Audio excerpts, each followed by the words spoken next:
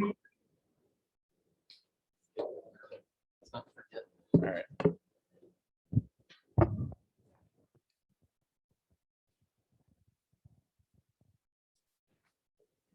Take us off mute yet?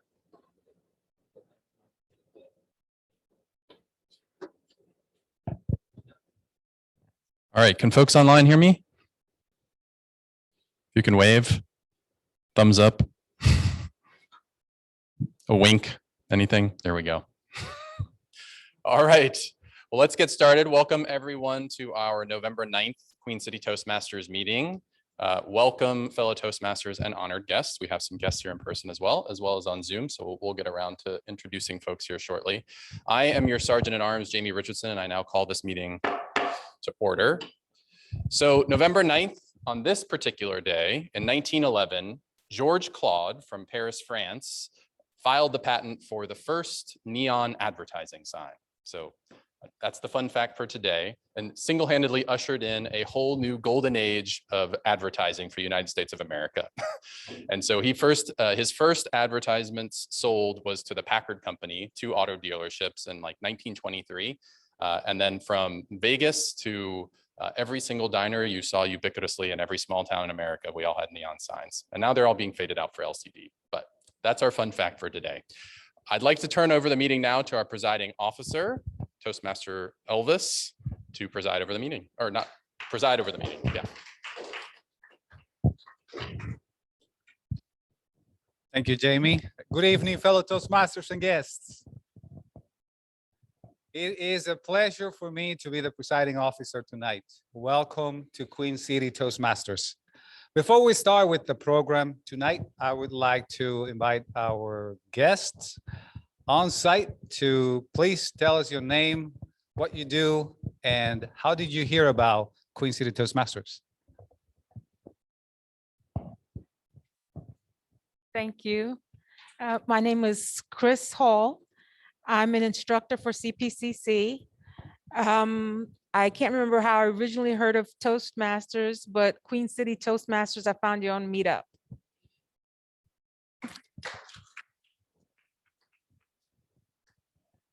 Thank you. And now we would like to continue with the program for tonight. As I mentioned, we have a we have a full program tonight. And let's then continue with our guests that are visiting us online. So we have Debbie. Please tell us your name, what you do, and how did you hear about us? Hi, everyone. My name is Debbie Coakley. I work at the moment at Wells Fargo in IT. And I've known about Toastmasters for a long time, but I found you on Meetup, this particular meeting. I intended to be there in person, but my meetings ran late today.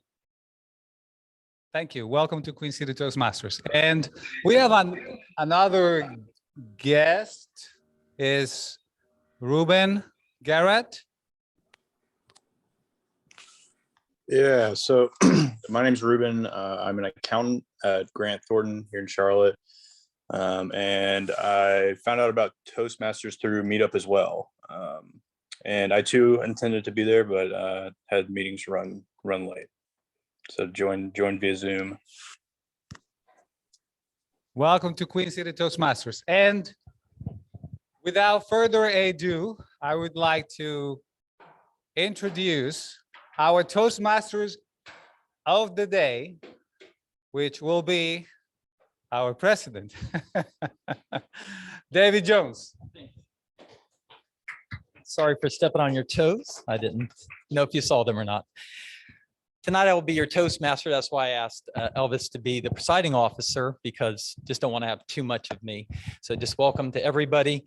And the theme tonight, we usually have a fun theme, but the theme tonight is club business. And if you're a guest or new, it might not be interesting to you, but on December 31st will be my term as president will be up. And I just have a few things that need to be taken care of before I become president, or immediate past president, which is what Vanessa Waller is. Was our president last year. And throughout the night, I'll be discussing a couple items that we need to deal with. The first one is evaluations. Now, I got slapped on the hand by the people above us, and we usually give evaluations after each speech, and we just get up here and speak and give them. But we need to write them down and give them to the speaker so that they can document it and have it. And that's one of the biggest things that I got in trouble for, because we haven't done it in years. And we're supposed to do it for every single speech, so you can understand how upset they were that we were not doing it. But we'll start it tonight. Therefore, the evaluations. And whenever you're a speaker, if you fill out your form properly, where it says your pathway, your speech, the title of it, as soon as you fill that out, it's going to populate in the evaluation. So the evaluator that's evaluating you can go in and print that out, and they'll know exactly what your project is. And that's what we're going to start doing. Now, before I move on to the next part of what we need to take care of, is I want to go ahead and start introducing some of our role keepers. And is Andrea on? I see her. Andrea, are you able to tell your position as grammarian? Are you able to hear us? And she's gone. Well, we will come back to her. Andrea will do, she checks on the word so, but, you know, our filler words, and the word of the day, which could have been any type of word. What do you want to do a word? You just want to throw one out? I got one. Is she? Let's see if she can hear. If it's not, I got a word. Andrea, can you hear us? No? Yes, I can. I apologize. Someone wanted to call me. Good evening, Toastmasters. So my word of the day is president. President, okay. And do you want to describe your role, even though I just kind of did a little bit of it? No problem. I will be looking for your and all of your filler words. So watch out, because the grammarian is on the job. All right. Thank you, Madam Grammarian. And next up is going to be. Did you hear me? Yes, we did. Okay. All right. Next up is going to be our timer. And all of the speeches are timed, because when you're giving a regular speech at work, you don't want to just rattle on forever. Therefore, we time our speeches, our table topics, and our evaluations. And for that, Connor is going to explain his role and show what he can do. Greetings, fellow Toastmasters and guests. Today I'll be the timer. So the first speech will be 4 to 6 minutes. It'll be the icebreaker with Sean. Second speech will be Madeline, 5 to 7 minutes, and Dr. Harvey Tran will have the third speech of 5 to 7 minutes. So for the first speech, when 4 minutes hits, I'm going to turn the green light on, saying that you've cleared the amount of time that you need to speak. The yellow light will come on when you reach halftime, and the red light when you are out of time. And that'll be the same for Madeline and Dr. Harvey Tran, 5 minutes, 6 minutes, and 7 minutes. Also for the table topics as well, they're all 1 to 2 minutes. So green, 1 minute, 1.5 minutes yellow, 2 minutes red, as well as the evaluations. So 2 to 3 minutes for the evaluations, green, 2 minutes, 2.5 minutes is yellow, and 3 minutes is red. And back to our president. Thank you. Thank you, Mr. Timer. Now, we have some other roles to introduce, but I just wanted to talk about one of the main things. As I mentioned, on November 30th, we're going to be doing our elections for the next board members. Now, the board members at Toastmasters are every 6 months and their calendar year, which is not how we're supposed to do it. And that's one of the things I want to fix. It was changed years ago, and Queen City is one of the few clubs that does that. It's supposed to be annual terms from 7/1 through 6/30. So 7/1 to 7/1 is the fiscal year for Toastmasters.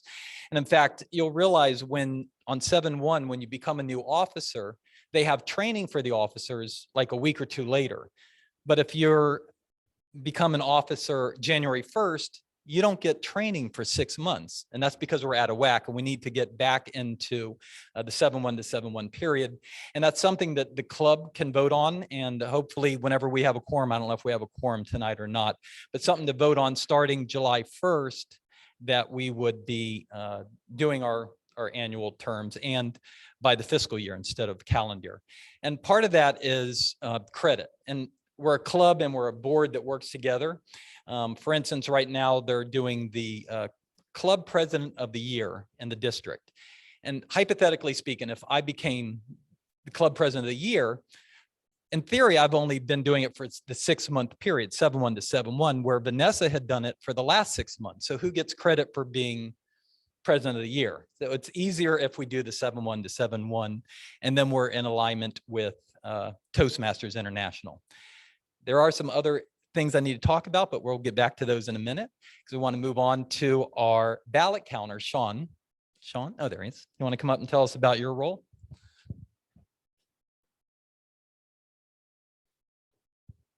Thanks, sir. Are we allowed to, you don't? Yeah, okay. Thank you, Mr. President. Good evening, fellow Toastmaster and guests. And my role today is the ballot counter. And it's pretty straightforward. I'll be counting votes for the best prepared speeches and the best table topics and the best validators. So just a friendly reminder that it's preferable to have all those votes already prepared ahead of time, so we won't be making noises during the speeches. And also for the top part of the ballot, you can see, right, you can just feel free to put down any comments for the speakers and just you can hand it to me. I can relay the messages. So overall, I mean, also you see those nice ribbons and you'll be competing for. I'll be giving them out at the end of the session. So I guess just enjoy. Thank you. Thanks, sir. And before we get to the speeches, I do have another part of the 7-1 to 7-1 period.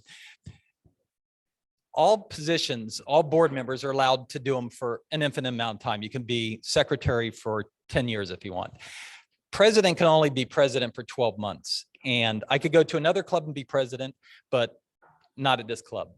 Therefore, if we go to 7-1 to 7-1 and somebody becomes president on January 1st, they can only serve for 6 months, which would not benefit them down the road, because to get your DTM, your Distinguished Toastmaster, you need to have been a club officer for a year. So if you're president, you're only president for 6 months. Therefore, I have a plan, and this is only my thinking. It's going to be up to the vote for the club to do. But my plan is to have an interim president from January to July 1st, and then July 1st, we start fresh. And the new president would have a full term for the proper period of time for Toastmasters. And all the other positions, like I said, if you want to become treasurer or secretary in January this year, you can do it for the full 18 months, but you wouldn't be able to be president for 18 months. So you'd either have to do the first 6 months, or you could wait till July 1st to do the 12 months. But that's only for president. Any other position, you can do it.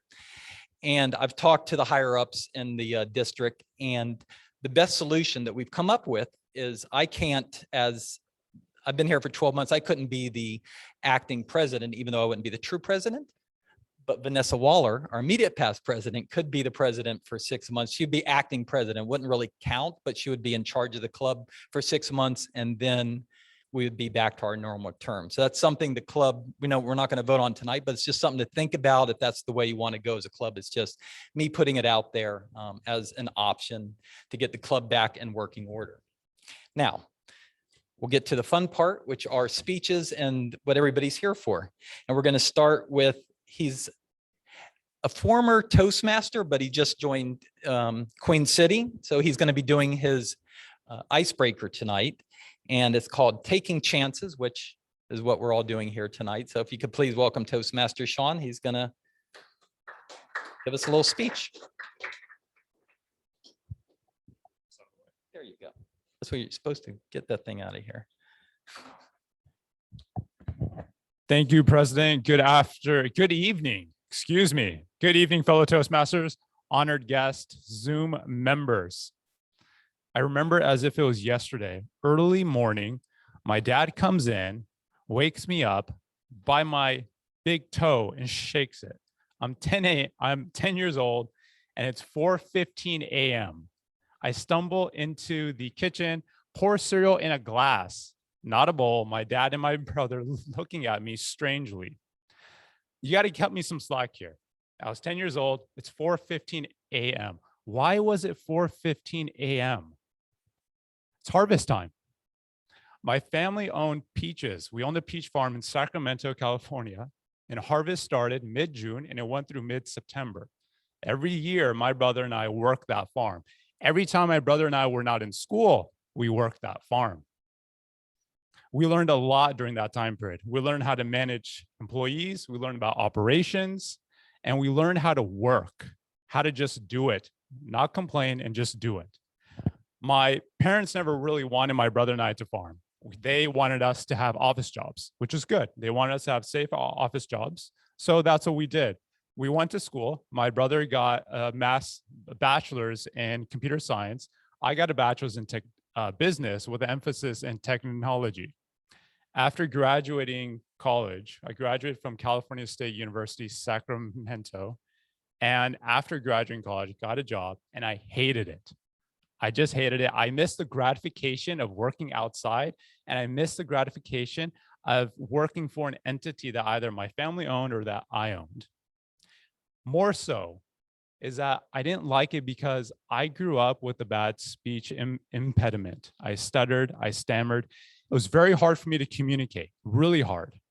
I knew that if I programmed code all day long, I would get worse and worse. And that's exactly what happened. I needed to find an outlet, another way that I could get over this. And I joined an organization that quickly changed my thought process and helped me overcome it. It was Toastmasters. With Toastmasters, I was able to give speeches. I understood what it took to control my anxiety, and also relay whatever I needed to. With that new idea, I went back to school. I quit my job, went back to school, and I wanted to become a dentist. I shadowed a dentist for 100 hours. I took the biology classes, the chemistry classes, organic chemistry and physics. I was studying for the DAT, the dental admissions test at the time, and I had a big bag of flashcards in my bag. They were so heavy, and I wanted to solve this problem. Like, why do I have so many flashcards? At the time, I'm gonna date myself here, iPhone just came out, so we had iPod, and we had applications on the iPod. So my brother and I, being the creative minds that we are, created an application that allows students to curate content online and then download them to a phone. Well, we had 1,000 users sign up, 10,000 users sign up, 30,000 users sign up, 50,000 users. I changed my interest. I realized I could do more. Healthcare went down to the wayside, and my brother and I focused on this. We pitched to angel investors, Y Combinator and AngelPad. We got turned down by both.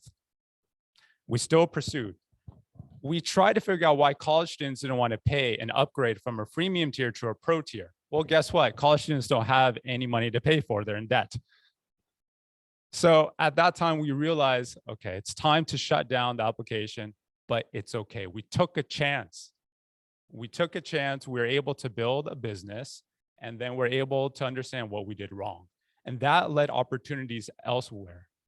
I then shortly went to San Francisco, had a great opportunity with the genealogy company called Ancestry.com, internet business, which I understood. I learned a lot. I learned about SEO. I learned about how to funnel people in and get those 16 digits that you find on a credit card.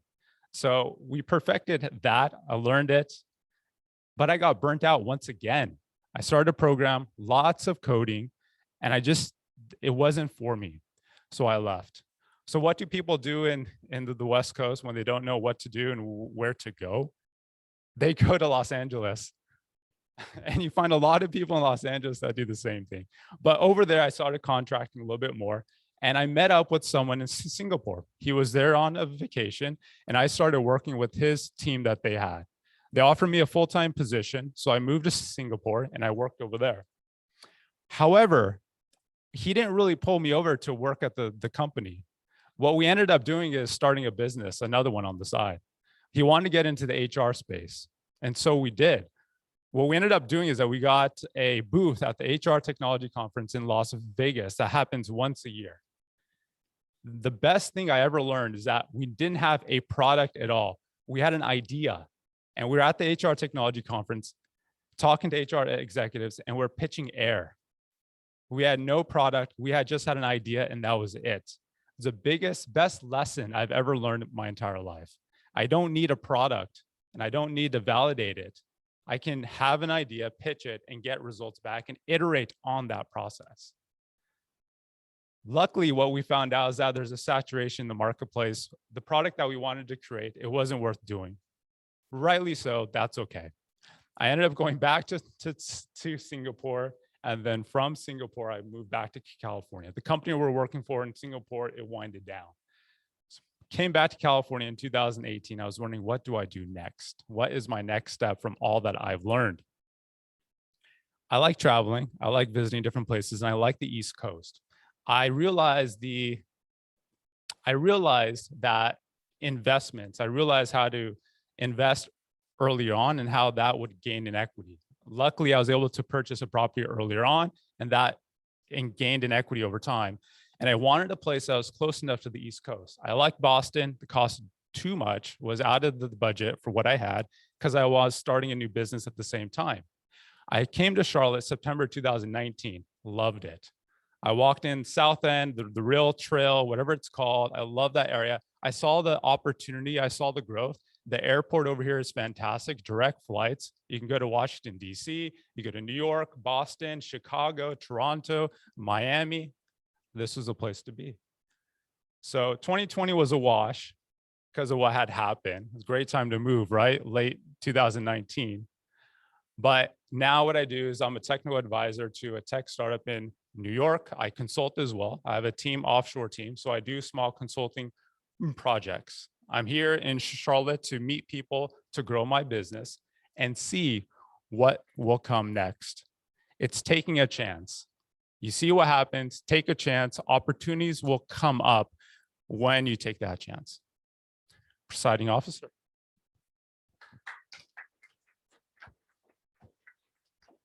Sean, appreciate it. And before I call up our next speaker, and I don't want to do all club stuff, I want to point out my vest, and I think Dr. Harvey will appreciate this. First of all, I've lost 30 pounds in the past year, so it's something that finally fits. And since he's no longer with us, my uncle, he was a college professor. He was in the CIA, and he was a spy, and he was assigned to Turkey. And he had a bunch of vests like this. I have a red one also, and they're made in Turkey. And these are actually gold thread stitching. This vest is at least 50 years old and it looks brand new. So the quality of workmanship back then was so much better than it is now. So that's why the reason I wore this vest. It fit, and I really like it because it looks brand new, but it's older than most of you. Now our next speaker is going to be Maudlin. She goes by Lynn Green. You want to come up and give a speech on giving back? And before she starts, this is one of the ones where you give the speech, you get the evaluation, and then you give the speech again. So that's why you'll hear it again. But again, Maudlin Green. Thank you, Mr. President. And I apologize that you will have to hear this speech again, but hopefully it will be better. So before I jump in, who here has volunteered or is currently volunteering right now for any nonprofits? Okay, so my speech today is going to be about volunteering, what I do and why I do it. So I'll start with my volunteering activities. I really volunteer with two organizations. One, my employer, Bank of America, and the other, a nonprofit called Raise a Child of the Carolinas.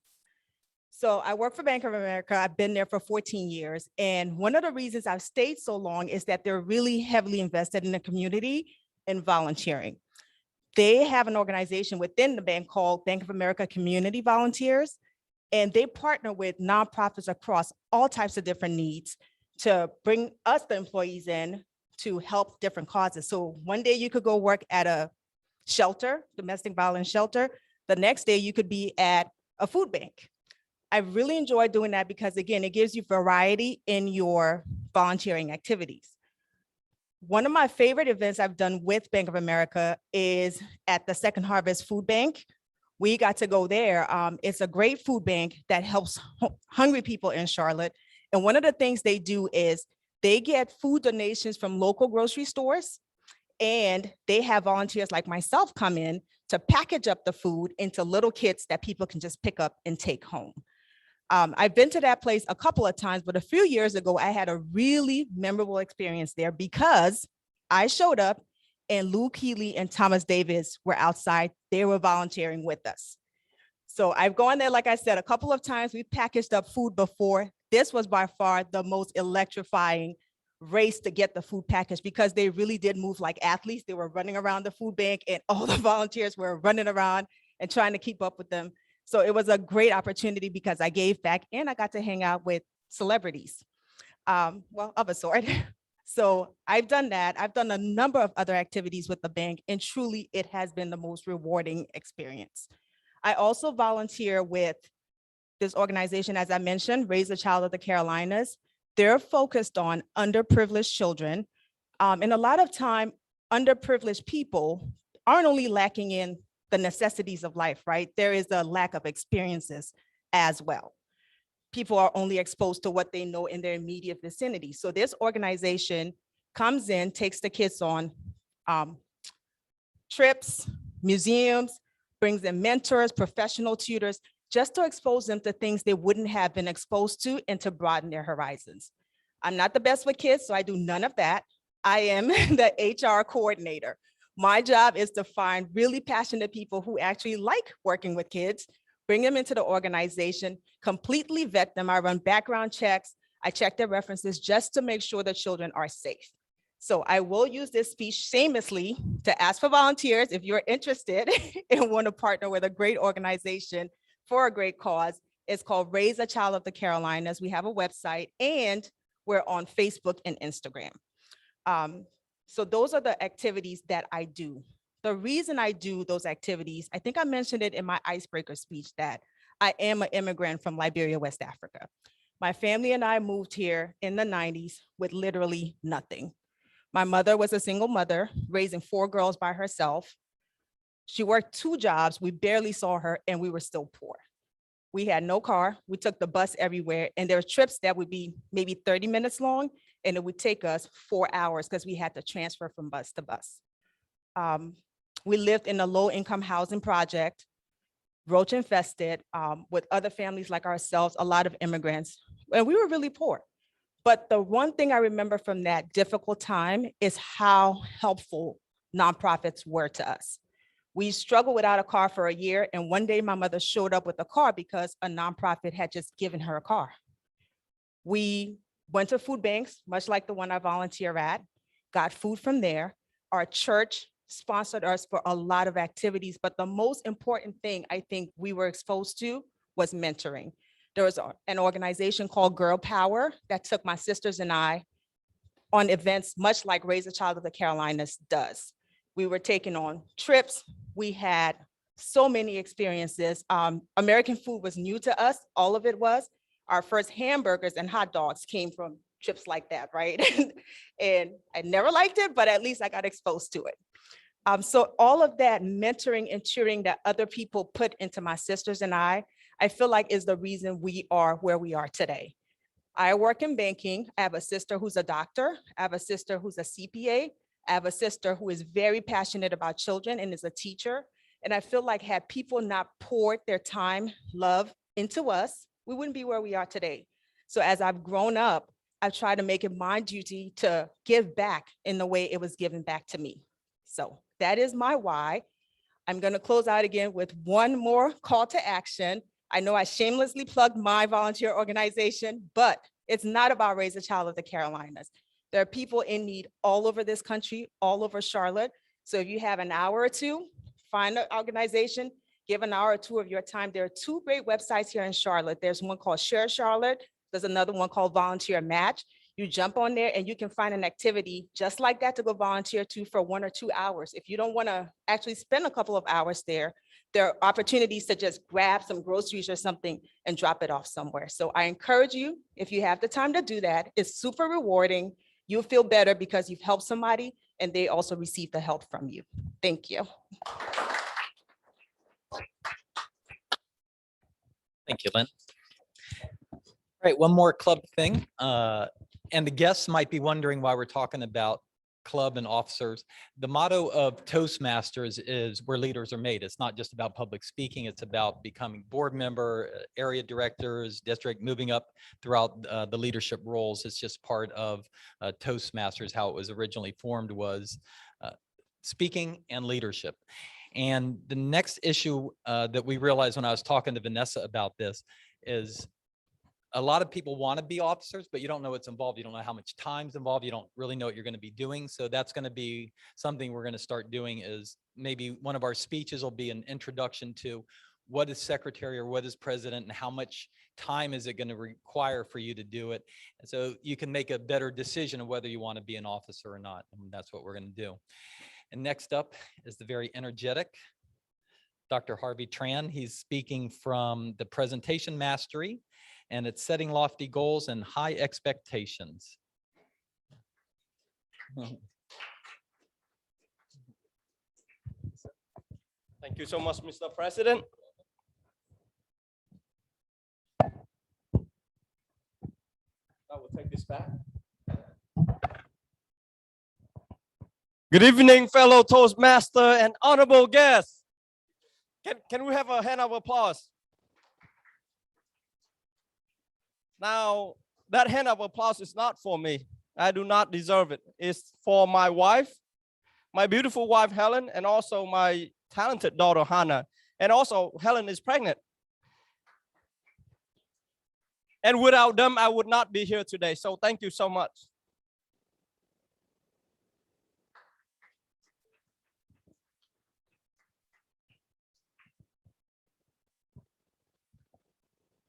So when I did my first speech on mentorship, I encourage everyone to get a mentor in your life. Multiple mentor, one of our fellow Toastmasters asked me, can I share more on the insight of how my mentor is able to help me? So on one of the things that my mentor helped me is to set lofty goals and high expectation, hence the topic of my speech today as part of the mastery presentation pathway. So to kick off, I'd like to learn more from you. So can you share with me your goal? My goal is I want to create a business and have a YouTube channel about it.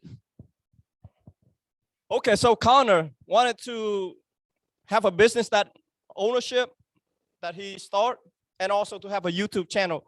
Great way. That's very practical nowadays to have the YouTube channel. On the note about setting goal and expectation, what I've learned from my mentor is that the key to real success is setting high goal and also high expectation. For my earlier speech, the previous time, you know that I come from a very humble background.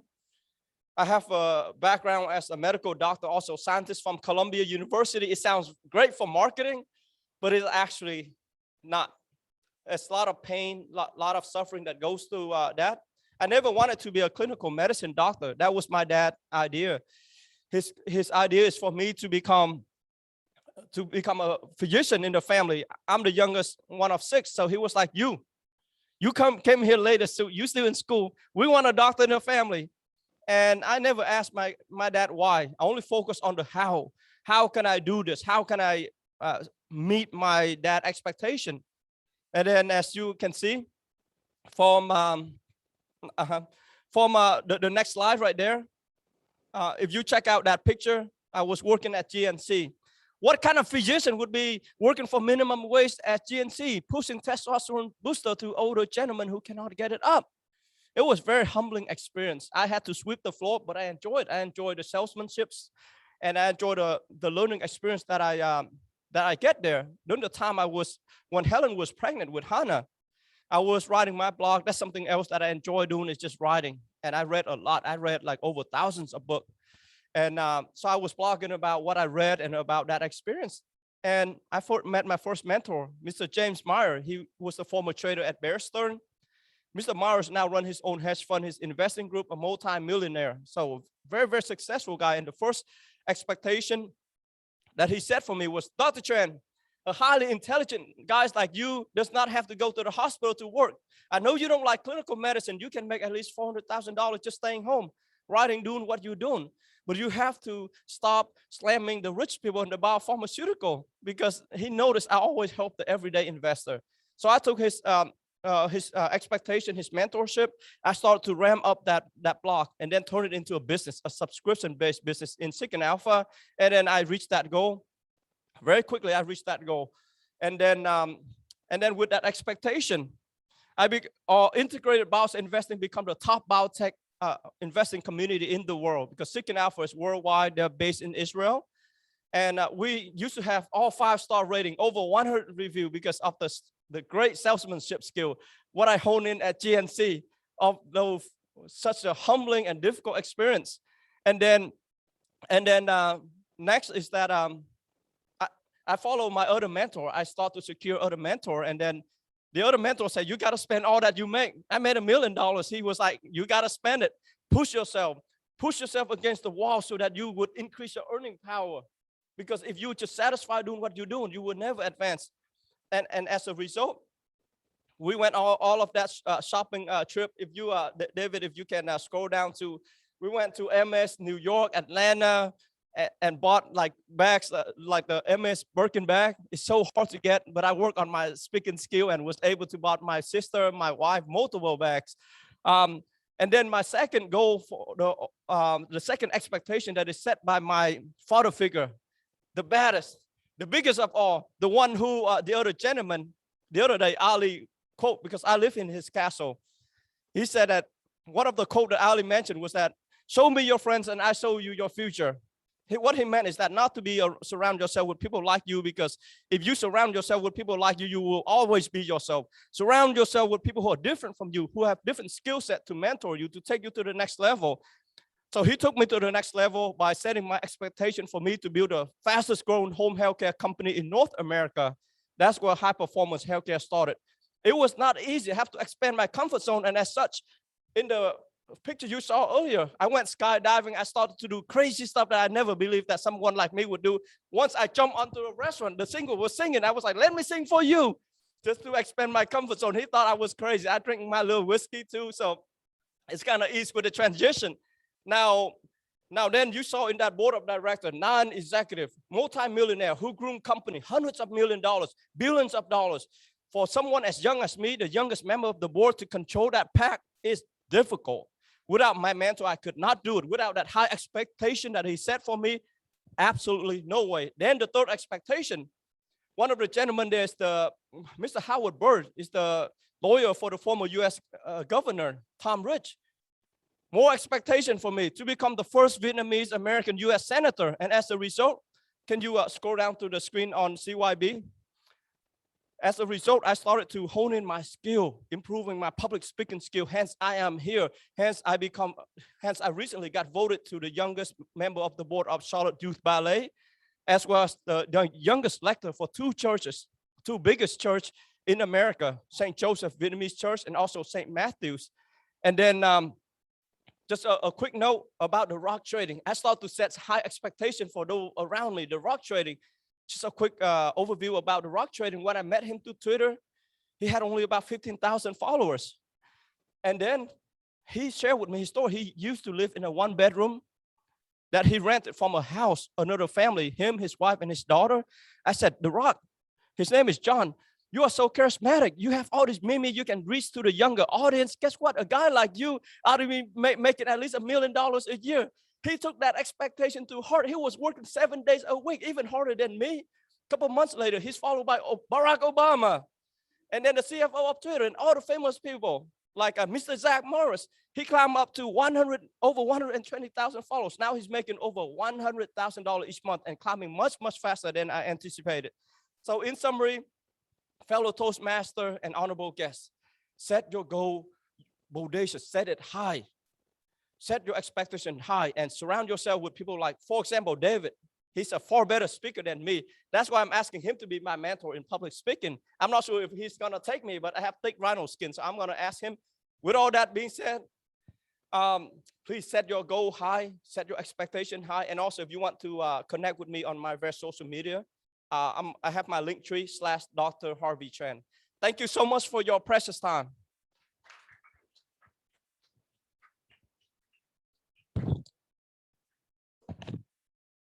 All right. Let's give him a moment and we will get a timer's report.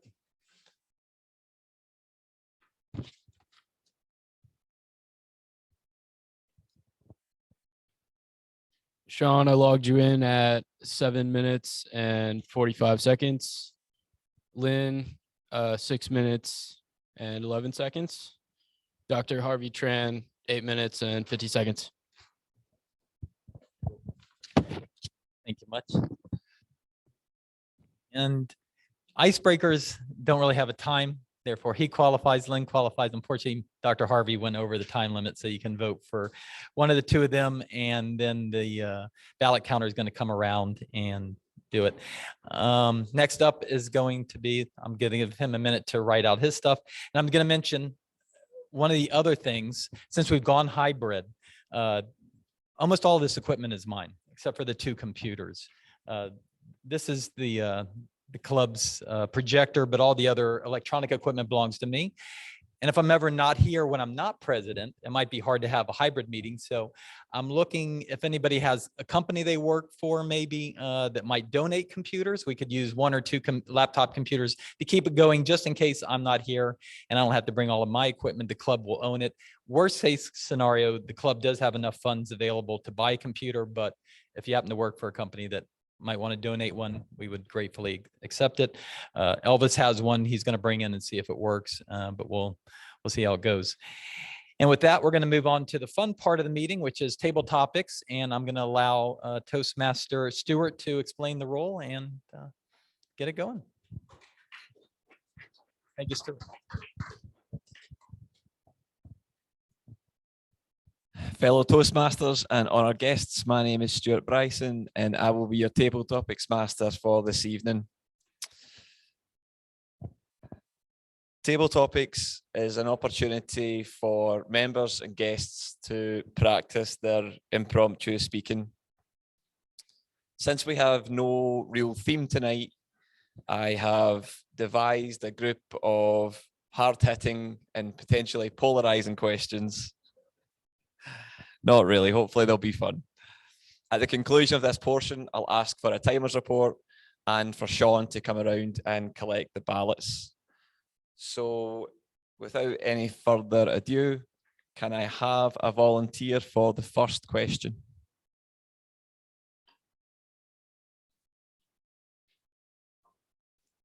All right, Jamie.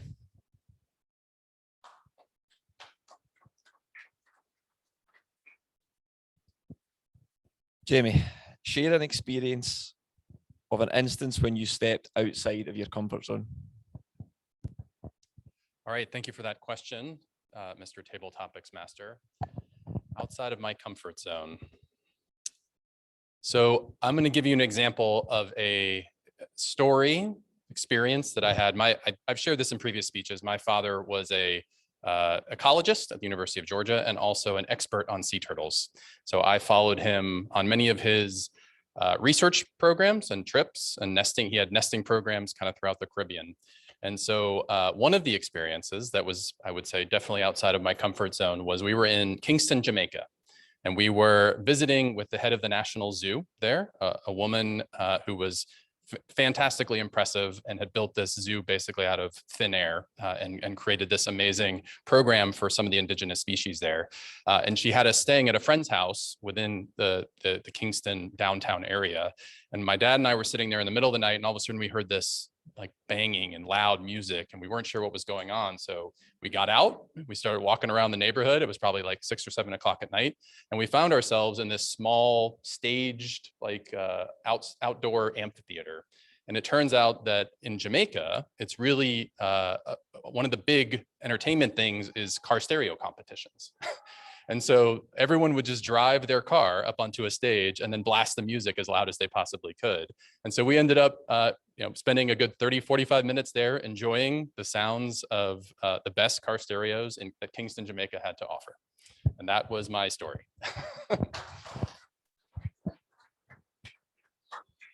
Thank you, Jimmy. Great story, very unique. Can I have another volunteer for the next question? Anyone online?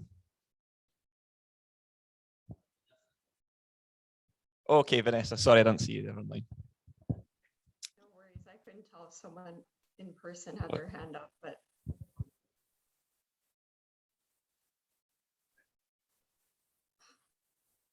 Okay, Vanessa, here's your question. Can you share with us one experience of a mentor or program that changed the course of your life? That's a very timely question because of Harvey's speech tonight about mentorship. And it actually, Harvey's speech got me thinking about that. And fortunately, I have had some really positive experiences with mentors in my life. And one of the more recent experiences that stands out to me, and I actually gave a speech about this not too long ago, is a mentor that I had through my workplace. We started this program for underrepresented groups, including women as it happened, to become mentees in the company because the company was trying to encourage diversity and inclusion a little bit more than they had in previous years. So I was able to be a mentee to someone in the company who had a lot of experience. And this particular guy had been working in the industry for, I want to say, at least 25 years. He was extremely experienced.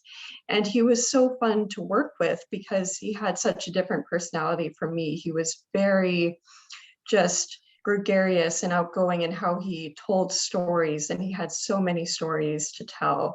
So I just loved listening to everything he shared. And it was also a great experience for me because I was able to practice my Toastmasters skills, frankly. Even though I wasn't even at Toastmasters, I actually practiced as though I was giving a presentation to one of our clients. I would practice those presenting skills in our mentorship meetings. So overall, I got so much out of it, not only personally getting to know him because he was such a fun person to talk to, but also in terms of me building up my skill set as a better presenter, a better consultant in my field, and gaining a little more confidence, knowing that I could talk to someone who had years and years of experience beyond what I had. So that's just one of many, but it definitely stands out, and I hope to have many more mentorship experiences in the future. I'll turn it back over to our Toastmaster for table topics. Thanks, Vanessa. That's a very interesting experience, and mentorship is something that had a huge impact on my own career path as well. So that's why I was very curious to ask you about that. And so can I have another volunteer for a third question? So can I call out one of our guests here in the back? I'm sorry, I didn't catch your name. Chris? Chris? Oh, okay, come on up. Yeah, Chris, yeah. Do you want to come up? Yeah, I'll ask you a question.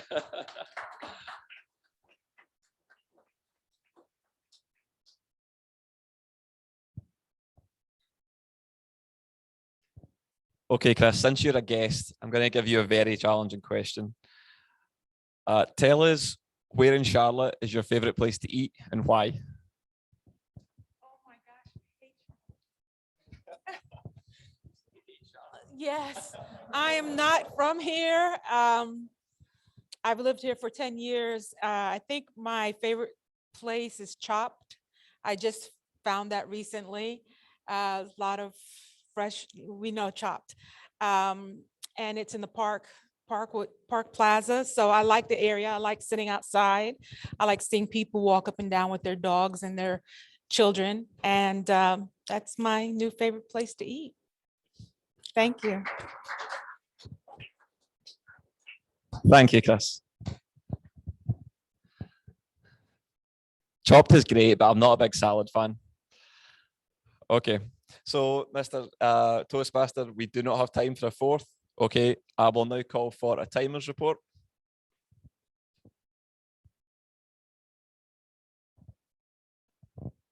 Thank you, Stuart.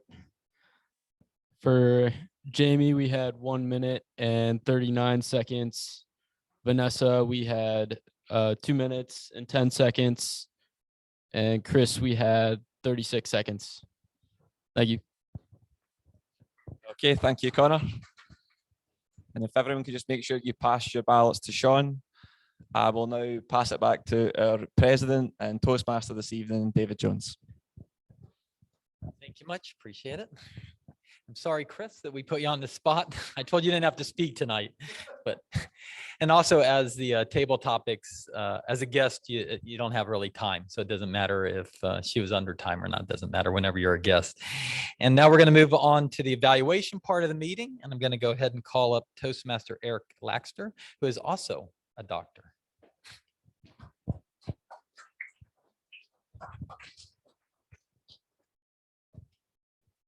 Thank you, esteemed Toastmaster David, for that introduction. Good evening, fellow Toastmasters and guests. I'm Eric Laxer, and I will be coordinating and conducting the evaluation part of our meeting. I will be assisted by 3 evaluators, by our timer and by our grammarian, and the evaluation will include a general evaluation of the meeting as a whole. With that, I would like to call upon our first evaluator, Brittany Mack, who will be evaluating Sean Sohol's speech titled Taking Chances.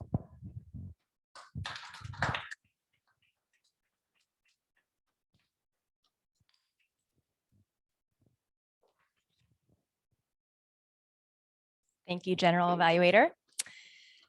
So greetings, fellow Toastmasters and guests. My name is Brittany and I will be evaluating Sean. So Sean, wow, your story was fascinating. I really enjoyed listening to the whole thing. I feel like I learned so much about you. You have such a variety of experiences, of industries, of skill sets, of locations, just very, very engaging. So I broke my feedback into 2 main sections, kind of delivery and content. For your delivery, again, fantastic. I thought you came off very confident. You really knew how to engage the audience. You had a great use of the pause, great emphasis when you wanted to make a quick joke. I thought that came across really well. You came off as a seasoned speaker, so I was very impressed.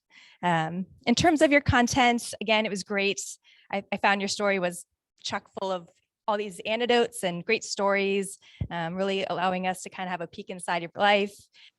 But, you know, with all of that information, I thought it was woven together in a really clear and concise way, very easy to follow. All in all, it was really great. So I did have to dig pretty deep for some constructive feedback.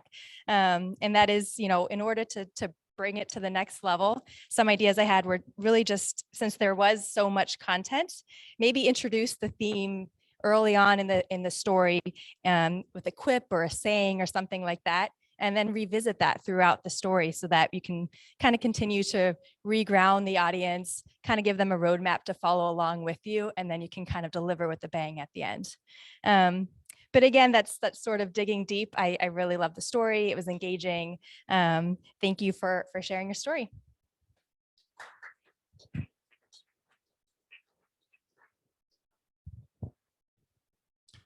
Thank you, Brittany. I would echo those comments. Your stage presence was really great. And I thought you really connected with everyone here, almost like one-on-one. I'd like to call upon Jamie Richardson to give our second speech evaluation for Madeline Green's speech titled Giving Back.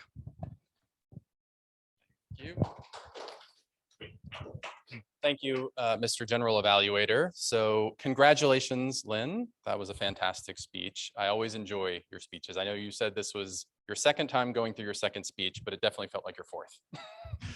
I'm going to also share feedback in 3 dimensions: content, structure, and then delivery. On the content side, I loved it. I love the detail. I love some of the imagery that you shared, some of the anecdotes, the stories of why you volunteer and which specific organizations. You kind of put us in those places in terms of being part of the Second Harvest experience and seeing Thomas Davis there. I'm a Georgia football fan, as many of you know from previous speeches as well, or table topics. So glad to hear that you ran into him because he's a very impressive individual. I agree.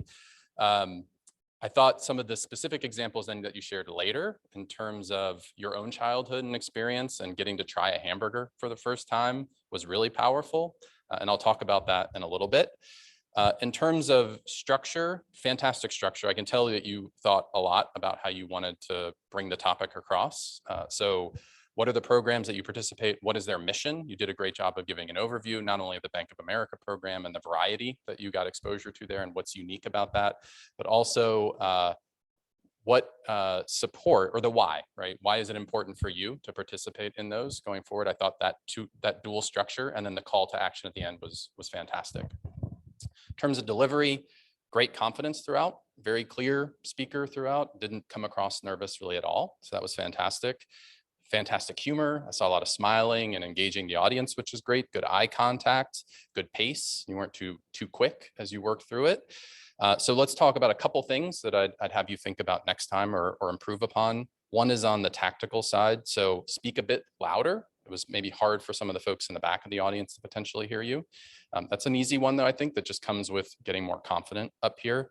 And then the second one maybe is a little tougher, which is my favorite parts of the speech were the personal experiences and sharing that. And that's sometimes tough for us, is to get into the personal anecdotes and try to infuse that into our speech. We maybe are a little shy about it, right? We don't think people are interested in it, but that's the really exciting stuff and the really engaging stuff for the audience. So if there are ways that you can lean into that more and really bring those personal experiences, spend more time on the time that you would allocate towards that piece of it, I thought it would have been that much more powerful. But overall, fantastic job and look forward to the next version of it.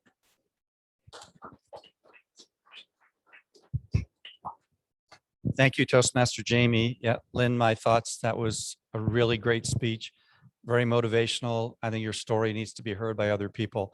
There's a lot of content there that was really great. I'd like to introduce our third evaluator, Vanessa Waller, who will be evaluating the speech by Dr. Harvey Tran, titled Setting Lofty Goals and High Expectations.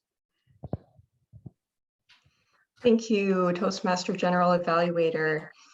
And thank you, Harvey, for another excellent speech. I was fortunate to hear the first iteration of your speech when you came to give it in person, and I loved this version. I can definitely see how you streamlined a few of your stories. You had an excellent visual aid that I got to appreciate. You brought those slides up on the screen. And the main thing that really hit me about your speech tonight was your infectious energy. And it wasn't just a freewheeling, let me just, pump up the crowd for no particular reason. It was really, you felt really authentic with it. And that's something that is difficult to fake, if you will. I love how I can appreciate speakers who have that natural energy, and it's great to bring your own personality into your speech. And I think you did that so well. When you started engaging the audience with questions, you went right up to someone and gave them a chance to answer a question. And it really got the audience excited to hear more of what you had to share.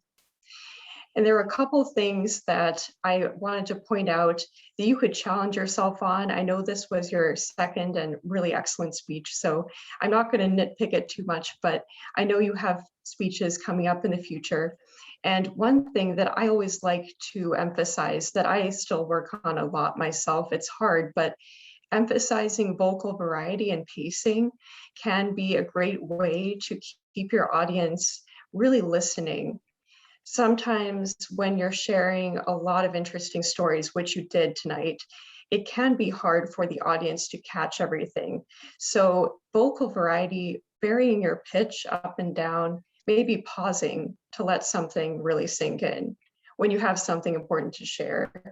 All of those techniques can be sort of like tools in your toolbox that you can use when you want to get the audience to really pay attention, when you feel like you might be losing people as you're explaining something or telling a story. Another thing you could do to challenge yourself is think about what's called the rule of three. At least that's how I've heard it, but trying to break up your story into 3 parts. can be a good challenge to see how can I really edit down the details. It's often tempting when we have a story to try and just tell everything as you experienced it. But from the listener's perspective, if there are too many details in there, it can feel overwhelming. So challenging yourself to perhaps pare down your story into 3 sections or 3 main takeaways or turning points could be an interesting way to present a story or some content that's informational, whatever you may be talking about. So overall, excellent energy, loved your infectious enthusiasm, just a few technical things you can have in your toolbox again, but I'm so excited to hear your upcoming speeches. And I'll turn it back over to our general evaluator.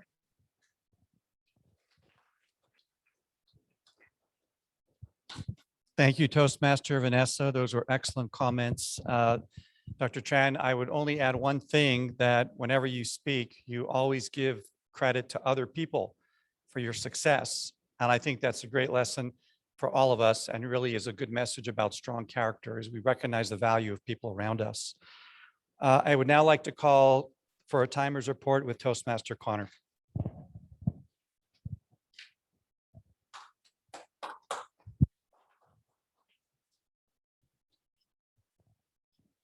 For Brittany Mack, we had 1 minute and 50 seconds.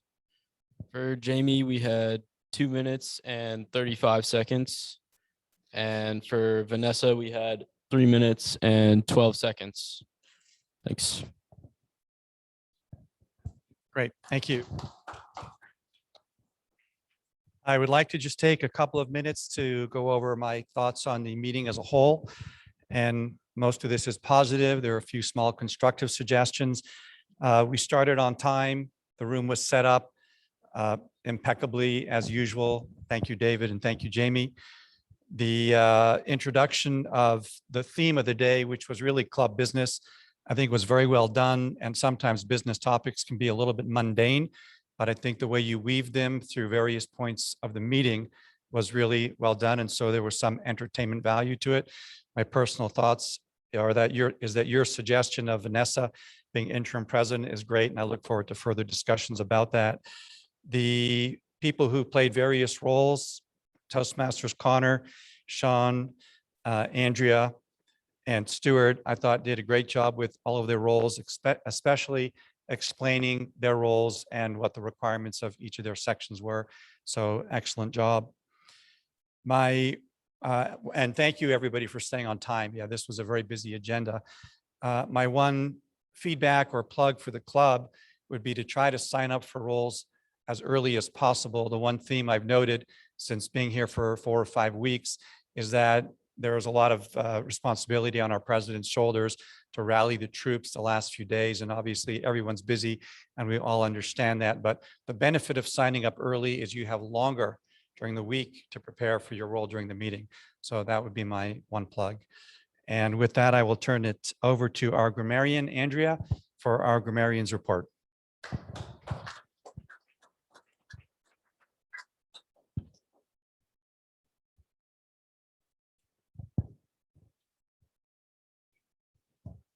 Hello, fellow Toastmasters. So today was a great day, and I just used one of the filler words. Okay, but a lot of was going on today. I almost said it.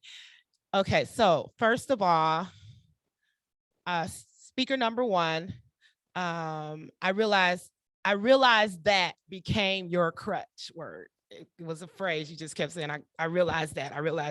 Said it about 5 times. Only one but you just kept saying. So if you take that out, you might be able to streamline some other things. Speaker number 2, 7 times. So 1 time. Love the great share.com. Speaker number 3, 13 because you talk so fast. I don't think you even realize you're doing it. And 1 so. Our timer, 1 Toastmaster of the day, 2 presidents, well, my 4th presidents, because he kept saying, I'm president, I'm president, I'm president. And that's the word of the day for whoever didn't get it. And he said about 7 times today. Table topic master 1 time. Jerry, so 1 time, 7 times. Vanessa, you said and 6 times, and so 12 times. Chris, you will get grace, even though you did 4 times, just so you know. Congratulations for having the courage to come up here amongst us crazy people. And evaluator Brittany, 13 times, which is crazy because she gave such a good evaluation, but I had to count. And so 1 time, evaluator Jerry, 9 times, evaluator Vanessa, so 2 times.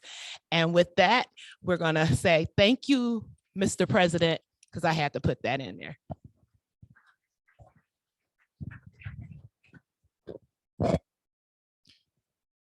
Thank you, Toastmaster Andrea. I'm glad I slid under the radar of the accounting for whatever reason, but that concludes the general evaluation portion of the meeting. I'd now like to turn it back over to our president, Toastmaster David. Thank you, sir. And we're running a little behind schedule, which is on me as Toastmaster because it's my job to keep us on time, but we did have a full schedule. I want to turn it over to Toastmaster Sean, our ballot counter, to announce tonight's favorite speakers.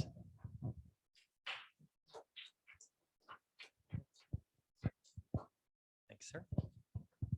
Thank you again, Mr. President. All right, I'll make this quick because we're running over time right now. So for the first award is the best table topics. It goes to Vanessa Waller. Congratulations. Second is the best evaluator. Again, we have to congratulate Vanessa Waller. Who wants to guess? Who wants to guess the third one? Can't be Vanessa, right? Because she didn't participate. So, and she goes to Sean, not me, Sean. Thank you. Excellent job. Congratulations. Thank you. Thank you. Appreciate it. And just to echo what our general evaluator said, make sure you sign up for your roles early because that's what makes the club successful is we need to have a lot of speeches, but we also have to have all the support roles signed up for, and that just makes the whole operation work easily. So with that, I want to turn it over to our presiding officer, our vice president of education. We have so many roles. Education, Elvis. Thank you, Mr. Toastmaster of the night. We had a great meeting. Don't you agree? I hope you have enjoyed it as much as I did. I would like to turn it back to our guests. Please let us know what you thought about our meeting tonight. I would like to start with the ones that are online. Please go ahead. One of our guests. Ruben or Debbie? I'll go.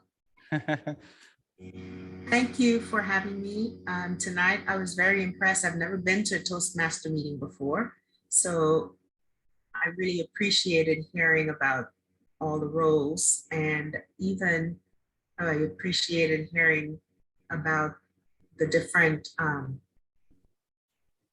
I'm really concerned about my ums now. But just a little bit about the organization and how it works. So I thank you for that. Thank you. Thank you for sharing. Anybody else? Ruben or Chris? Yeah, I thought it was really impressive. I too had not been to a Toastmasters, but you know, everyone's just their speaking capabilities and storytelling capabilities was really impressive. It was also, you know, great to hear, you know, background on individuals, you know, some of their stories about their upbringing, and a lot of that was really inspiring. So it was overall great experience, and yeah, thanks for having me. Thank you. Thank you for coming and thank you for sharing. I enjoyed it very much. I thought it was very professional and timely and well organized and well run. I definitely enjoyed the speeches and the speakers. I look forward to coming back again and learning more about Toastmasters. And now I'm going to turn back my head of BPE just for a second, just to remind all of our members to sign up for roles for our next meeting. Please go online and sign for available roles. Also, if you have given a speech, please make sure that you update your status in Pathways. Also, if you need anything about Pathways, if you want to get initiated, or if you have any questions, please don't hesitate to reach out. I'll be happy to help you. With that, if nobody else has any more information, any of the officers, we adjourn the meeting tonight.